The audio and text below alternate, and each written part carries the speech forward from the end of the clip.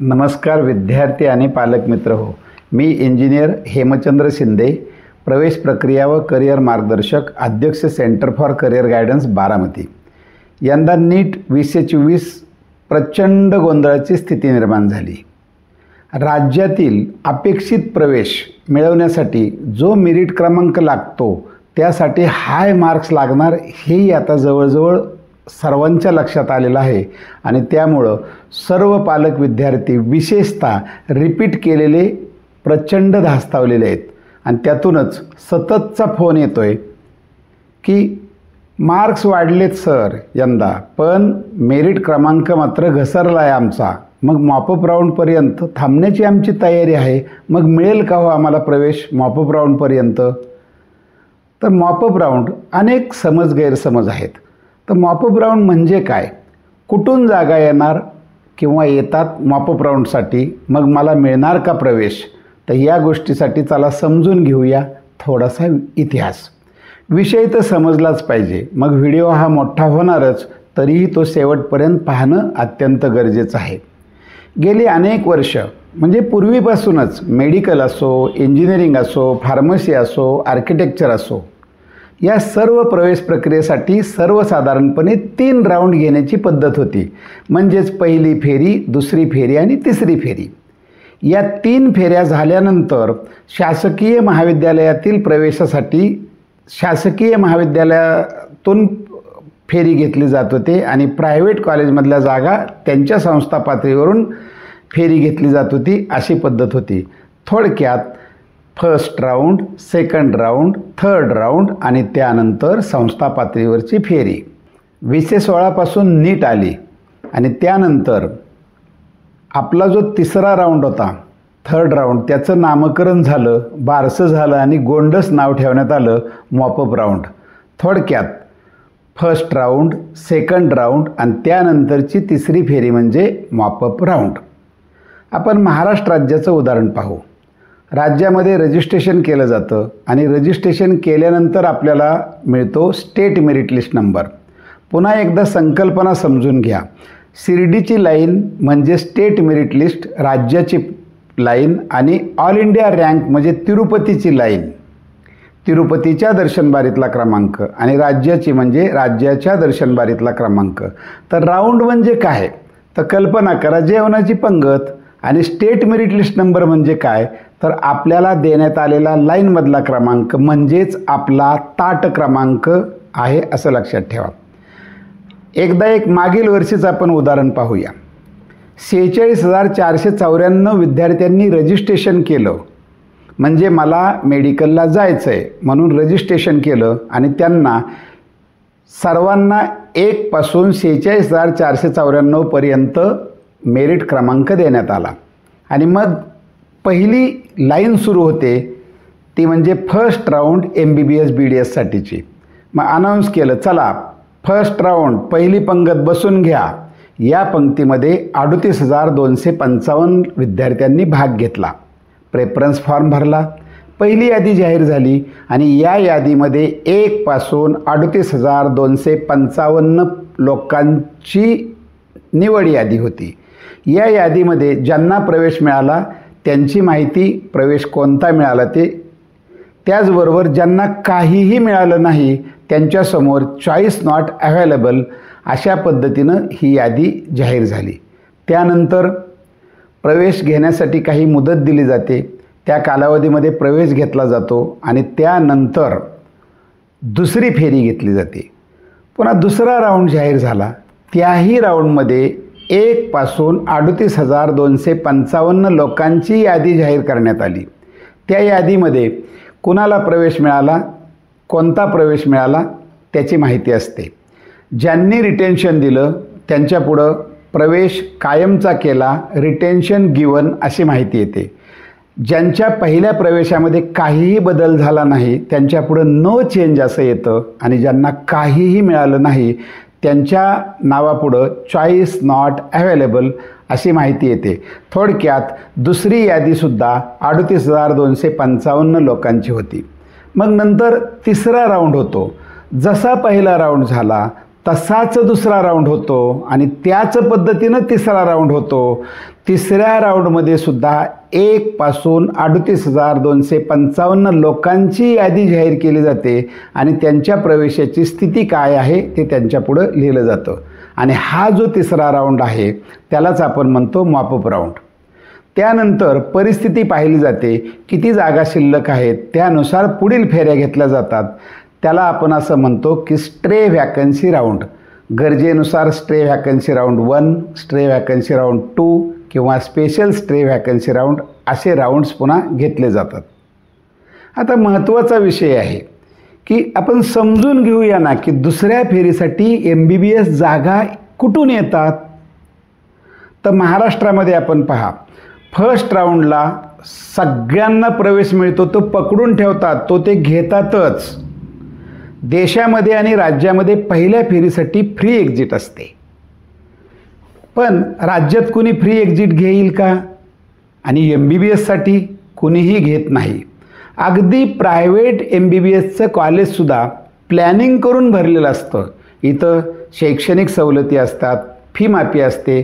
त्यामुळं विद्यार्थी प्रायव्हेट MBBSसुद्धा अतिशय प्लॅनिंग करून भरतो आणि ते मिळाल्यानंतर तो लगेचच घेतो. थोडक्यात सेकंड राऊंडसाठी जागा कुठून येतात? तर सेकंड राऊंडसाठी काही हुशार विद्यार्थी सुरुवातीला प्रोसेस ऑल इंडियाची सुरू होत असल्यामुळे ऑल इंडियातून भाग घेतात. 15% जर त्यांना अपेक्षित प्रवेश राज्यातील चांगला मिळाला तर ते देशातून घेतात आणि ती जागा राज्यातून एखादी वेळेस आपल्याला मिळते. राज्यातील काही विद्यार्थी एम्समधून जातात आणि अशा रीतीनं त्या थोड्याशा जागा, पण किती असतात, अगदी हाताच्या बोटावर मोजण्या एवढ्या शिल्लक राहतात. थोडक्यात दुसऱ्या राऊंडला असा काही फार बदल होत नाही. तिसऱ्या राऊंडसाठी कुठून जागा येतात? तर PWD, फिजिकली हँडिकॅप, यामधून मात्र काही शिल्लक जागा राहतात आणि त्या येतात. विद्यार्थी मित्र हो, 2020 सालापर्यंतची परिस्थिती फार वेगळी होती.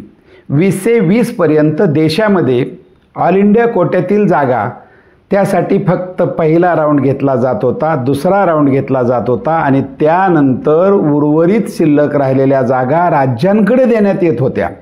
2021 साली सुप्रीम कोर्टातून निर्णय झाला, ज्या राज्यांमध्ये ऑल इंडिया मेडिकल कॉलेज नाहीत त्या विद्यार्थ्यांना ऑल इंडिया कोट्यातून प्रवेशाची आशा असते आणि त्यामुळं त्या विद्यार्थ्यांनी सुप्रीम कोर्टात केस केली होती आणि त्यानुसार ऑल इंडिया कोट्याच्या जागा या पूर्णपणे देशपातळीवरच वापरल्या जातात.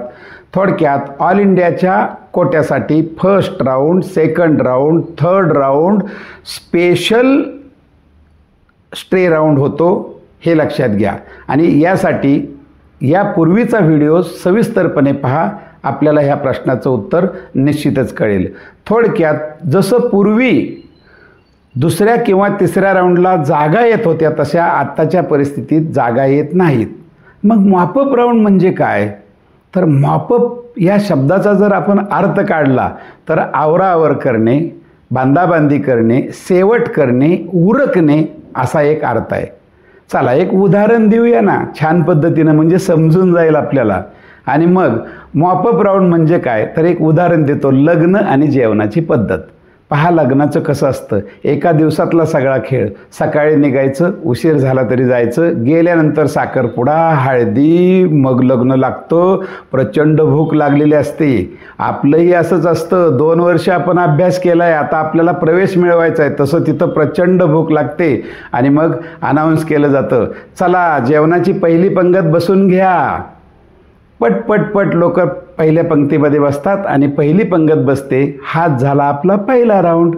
त्यानंतर जाहीर केलं जातं, चला दुसरी पंगत बसून घ्या, आणि दुसरी पंगत बसली, हाच झाला आपला दुसरा राऊंड.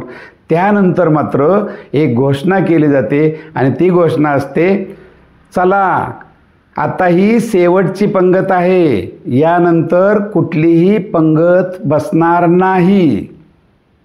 आपण कोण राहिलं असेल त्यांनी जेवण करून घ्या. थोडक्यात ही घोषणा म्हणजे शेवटची पंगत म्हणजेच मॉपअप राऊंड आहे अशी ती सूचना. या स्टेजमध्ये यानंतरसुद्धा राऊंड हा असतोच ना, स्ट्रे व्हॅकन्सी राऊंड. थोडक्यात स्ट्रे व्हॅकन्सी राऊंड म्हणजे काय, तर नवरा नवरी कुरवलीसाठीची पंगत. पण आपण निर्णय घ्यायचा आहे, त्या शेवटच्या पंक्तीला नाहीच मिळालं तर काय, मग प्लॅन बी काय. लक्षात ठेवा, गेले ते पूर्वीचे दिवस. पहिला राऊंड, दुसरा round, stray vacancy round, special stray vacancy round, असं आत्ता सध्या मेडिकल काउन्सिल असो किंवा राज्यातली प्रोसेस असो यांच्यातर्फे घेतलं जातात. अगदी टाचणी एवढंसुद्धा ॲडमिशन प्रोसेसमध्ये लूपहोल नाही. सर्व राऊंड हे ऑनलाईन पद्धतीनंच होतात, हे लक्षात घ्या. देशामध्ये संपूर्ण जे सॉफ्टवेअर आहे ते ऑल इंडिया रँकवर आधारित आहे. देशातून तुम्ही प्रवेश कुठेही घेतला, राज्यातून तुम्हाला बाहेर काढलं जातं. राज्यातून तुम्ही प्रवेश फिक्स केला की देशातून तुम्हाला बाहेर काढलं जातं. थोडक्यात काय, तर अतिशय सुंदर पद्धतीनं ही प्रोसेस राबवली जाते. मागील काही वर्षात मीडिया आणि व्हॉट्सॲपवरून मॉपअप राऊंडबद्दल, मॉपअप राऊंड म्हणजे जादूचा राऊंड, नक्कीच प्रवेश मिळतो असं चित्र रंगवलं गेलं. एका वर्षी कट ऑफ डेट वाढवली म्हणून मेडिकल काउन्सिलचं खोटं पत्र तयार करण्यात आलं आणि ते संपूर्ण देशात व्हायरल झालं. जसं सध्याचं नीटच्या परीक्षेचं पेपरफुटीचं झालं, तसंच त्या खोट्या पत्राच्या आधारे मॉपअप राऊंड प्रवेश मिळतो एजंट आणि अनेकांकडून गंडवागंडवी झाली. MCC तिरुपती लाईन असो किंवा CET सेल शिर्डी लाईन असो, पुन्हा एकदा लक्षात ठेवा, first round, second round, third round, stray vacancy round अतिशय पारदर्शी पद्धतीनं घेतले जातात. आणि मग या घडलेल्या प्रकारानंतर 2023च्या प्रोसेसमधून मात्र मॉपअप राऊंड हे नावच काढून टाकलं. समजलं ना, मॉपअप राऊंड म्हणजे काय. करिअर निवडायचे, शेवटची संधी आहे, ती फक्त वॉर्निंग आहे. राज्यामध्ये सगळीकडे इंजिनिअरिंग, मेडिकल, फार्मसी, आर्किटेक्चर असे सगळीकडे प्रोसेस चालू असते. प्रत्येकाचा मॉपअप राऊंड म्हणजे काय, या राऊंडमधून मिळत नसेल तर दुसऱ्या राऊंडमध्ये काहीतरी आपल्याला निवडायचं आहे का ते बघा. तर ही शेवटची संधी आहे, ही वॉर्निंग आहे, नाही मिळालं तर काय. आणि म्हणून तुम्ही योग्य असं करिअर निवडा, हाच त्याच्यातून संदेश असतो. आवडलं का उदाहरण, रिपीट करून आलात ना, मग घ्या ना बसून तिसऱ्या पंक्तीपर्यंतच, मॉपअप राऊंडपर्यंतच. पण रिपीट करणार असाल, बाउंड्रीवर आहात आणि रिपीट करताय, मग मात्र तुम्ही शेवटपर्यंत वाट पहा, काहीही हरकत नाही. लक्षात घ्या, थर्ड राऊंडसाठी पात्र कोण, ज्यांना सेकंड राऊंडपर्यंत कोणताही प्रवेश मिळाला नाही असे सर्वजण पात्र असतात. ज्यांना प्रवेश मिळाला त्यांनी तो घेतला परंतु रिटेन्शन दिले नाही असेही विद्यार्थी पात्र असतात. आता थर्ड राऊंड झाला, थर्ड नंतर जो पुढं स्पेशल राऊंड होतो, स्ट्रे व्हॅकन्सी राऊंड, त्यासाठी पात्र कोण, तर ज्यांनी MBBS प्रवेश देशात अथवा राज्यात मिळालेला नाही, कुठेही घेतलेला नाही असे सर्वजण विद्यार्थी पात्र असतात. अशाच नवीन अपडेटसाठी या चॅनलला लाईक, शेअर आणि सबस्क्राईब करा. धन्यवाद.